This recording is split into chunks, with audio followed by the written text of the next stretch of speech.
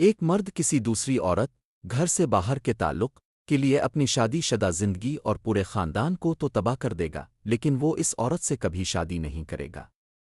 وضاحت ایکسپلانیشن۔ اس جملے کے پیچھے چھپی نفسیات اور سماجی پہلو کچھ یوں ہیں۔ عارضی سکون بمقابلہ مستقل ذمہ داری۔ مرد اکثر سائڈ چیک غیر ازدواجی تعلق کو صرف ذہنی تناؤ سے فرار عارضی لذت کے لیے استعمال کرتا ہے۔ وہ اسے ایک تفریح تو سمجھتا ہے، لیکن اسے اس قابل نہیں سمجھتا کہ اسے اپنی عزت گھر کا حصہ بنائے۔ بنیاد کی تباہی۔ اس عارضی تعلق کے چکر میں وہ اپنی وفادار بیوی کا اعتماد کھو دیتا ہے، بچوں کا مستقبل داؤ پر لگا دیتا ہے اور اپنے بنے بنائے گھر کو اجاڑ دیتا ہے۔ اسے لگتا ہے کہ وہ صرف وقت گزاری کر رہا ہے، لیکن اس کی قیمت اس کا پورا خاندان چکتا ہے۔ دوہرا معیار۔ یہاں مرد کے دوہرے معیار کی عکاسی ہوتی ہے۔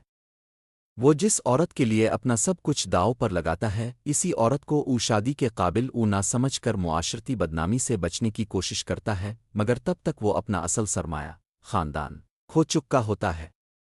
خلاصہ، یہ جملہ اس بے وقوفی کی طرف اشارہ ہے جہاں انسان ایک سراب کے پیچھے اپنی حقیقت کو آگ لگا دیتا ہے۔